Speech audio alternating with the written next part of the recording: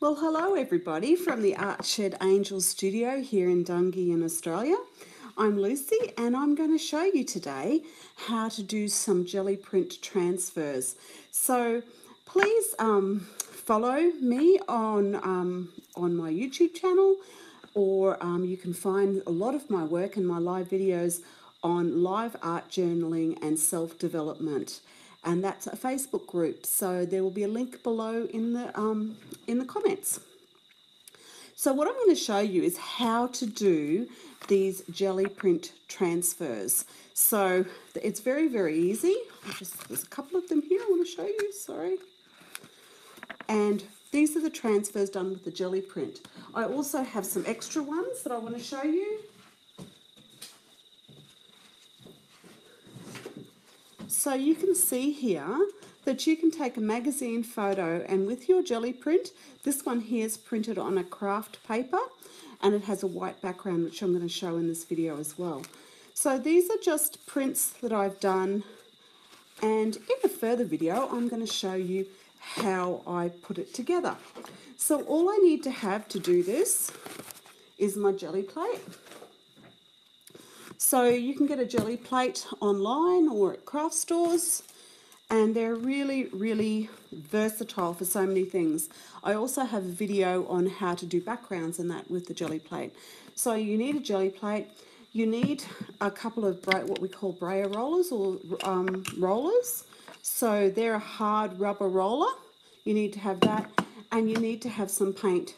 Now, one of the things I've found is when you're doing this process that you need quite a sticky paint, and it only needs to be really thinly placed. The other thing we need is some magazine photos.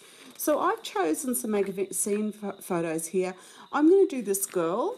Now they need to be a glossy, you can see this is a glossy magazine. So I found magazines like Bazaar and Elle and that really work, but the more I've done it, the more I'm finding that almost any magazine works, but you have to expect that sometimes it's not going to work.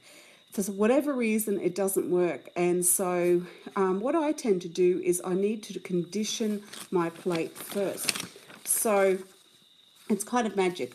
I really have started to go into doing different kind of pictures, so I've chosen some sort of odd pictures. I really like this one here. This one will probably only end up a little bit of a silhouette, but I kind of like that for an artwork. So I'm now starting to look. I've also really like this house. I'm going to give that a go. And also the piano. So I'm going to give all of these a go. And the first thing we're going to do is we're going to put the tiniest bit of paint. Now this is a black acrylic. It's an artist acrylic, and it's very highly pigmented. So I'm only going to put the tiniest bit amount on the plate. You can have another plate here or something that you can roll it on first, but I'm just going to put it straight onto the plate. Now I often find that the very first one I do doesn't always work, and that could just be because I washed my plate with some detergent and that might still be on there. So don't be worried if the very first one doesn't work. So I'm going to do another photo here and just do that as a trial one. So I've just put the brayer roller, I put the paint on very thin, okay, and then I'm just going to put my photo on it. So this is the photo that I want to use. I'm going to put it flat down on the plate, and I'm going to rub it with my hand. Now you just need to rub it, don't rub it too hard, okay? And have your paper ready, depending on where you live and how hot it is. I live in Australia, so it's quite hot. Sometimes if you rub it too hard, you're going to take too much of the paint off. Now you can see immediately that we have her face there.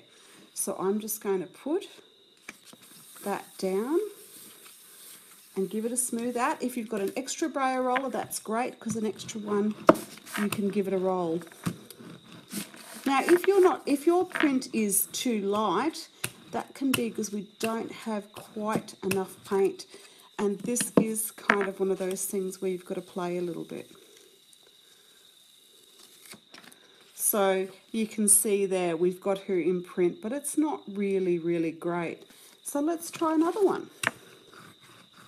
Put a little bit more paint down. This time I'm going to put some purple as well, and a little bit of the black. And you can see that I'm only really putting the smallest amount of paint down. We don't, if we put too much paint down, it doesn't work at all. And I'm really spreading this paint out thin.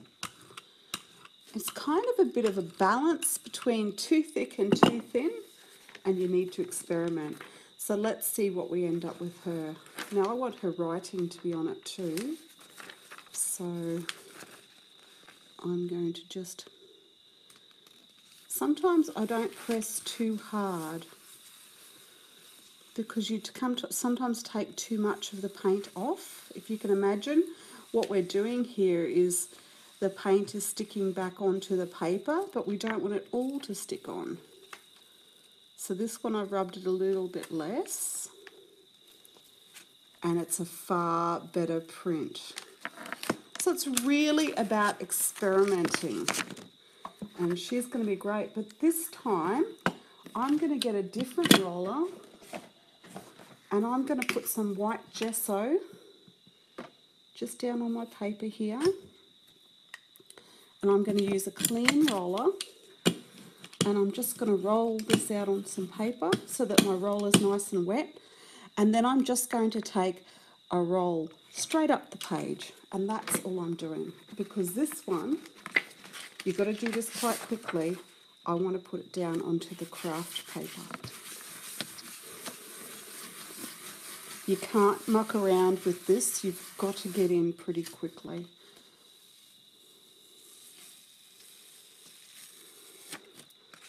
And we've got her now. She's turned out good. I'll just dry that out.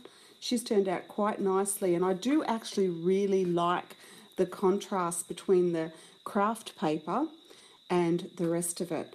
So she's worked out quite good. I'll put her here. Now let's try another one. This time I might do that nice piano. Now you can see there's still paint left on there. I'm not even worrying about that because I'm adding more over the top. Now I've found better quality paints do work best, but most paints work quite fine. Okay, so I might do this black and white photo now. So this is the black and white one. Now I know that I'm not going to get all of that. Just use my roller.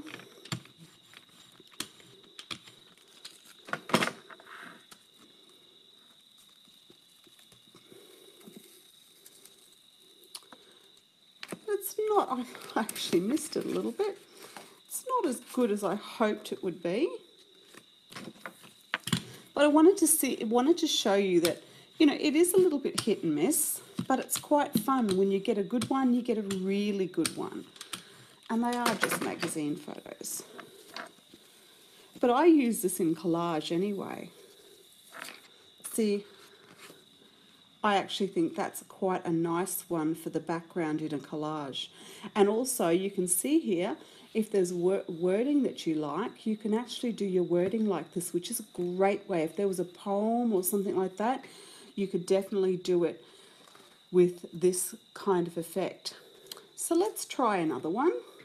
This time we'll use the black again. You can see I'm not even cleaning the plate. Just rolling it on thinly. If you put it on that thickly that you can see streaks in your paint, then it is too thick. So make sure you just do it thin. Now I'm going to put this lovely man here. So I might actually cut this time so that I don't miss him. And also roll it again if you're not going to do it right away. And I'm going to put that down like that.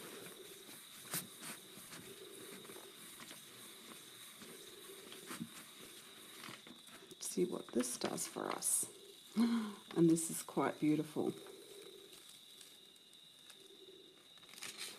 So I really like that, the silhouette.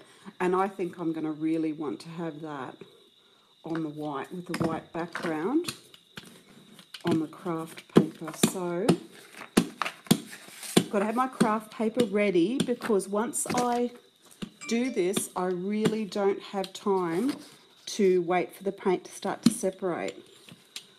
So I'm just...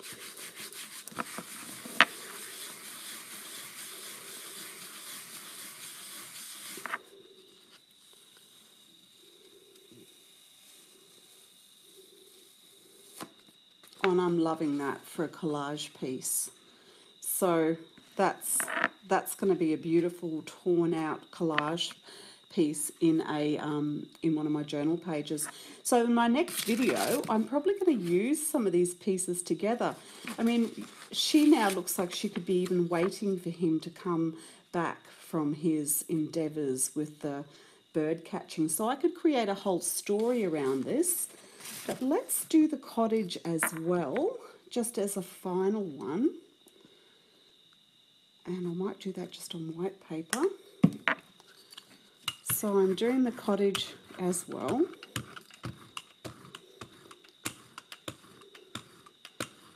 Just rolling it. And I'm using this cottage. And I'm going to just put it down.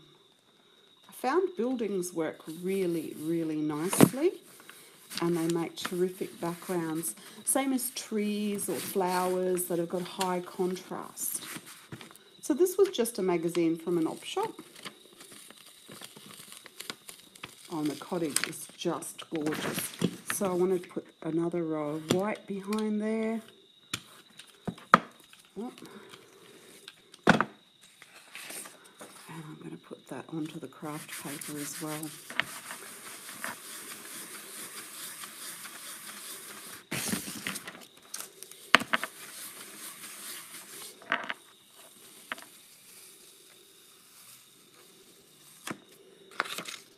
And that looks like an old photograph. So it, to me, is a little eerie. It's kind of like an old glass slide. So these are really beautiful ways to get prints to make collage backgrounds. So don't just make lots of them, actually use them. And I'll just do one more because I think it's going to go with this particular theme, and I will do it in my next video. So I'm just going to put a little bit of black down this time.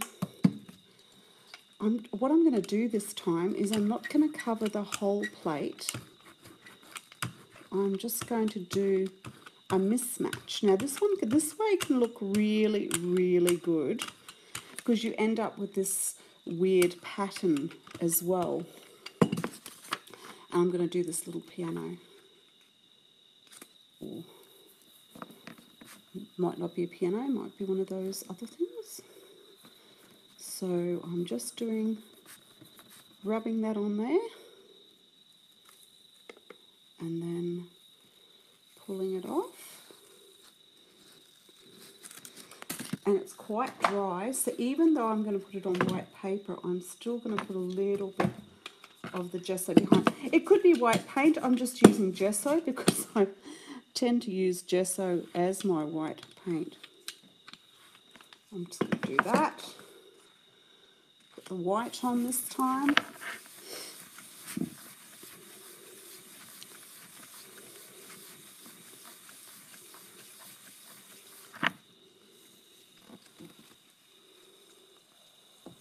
And that's actually quite stunning.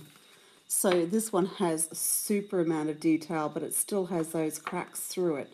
So, you know, these are just printing plates. These are just old magazines that I've gotten from an op shop. My brayer rollers and my Gelli Plate, and you can see that, you know, there's so much you can get. Now this still has a little bit of paint on my rollers, or if you haven't, just put a little bit.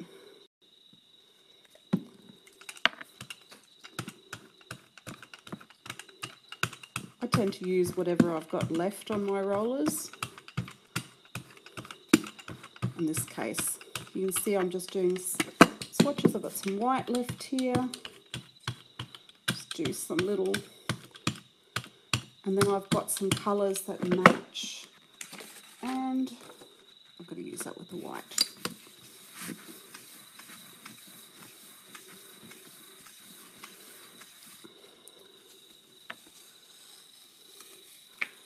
And now this, even though it's very subtle, will end up being part of a collage with these that to me kind of tell a story.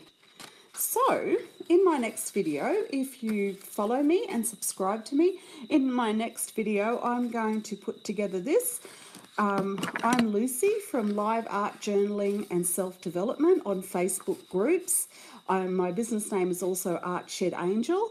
I'd love you to follow me on Facebook or join our group. It's free. We do live videos in the group, which is lots and lots of fun. And I hope to talk to you soon and show you more. So please watch the next video. Thank you. Bye.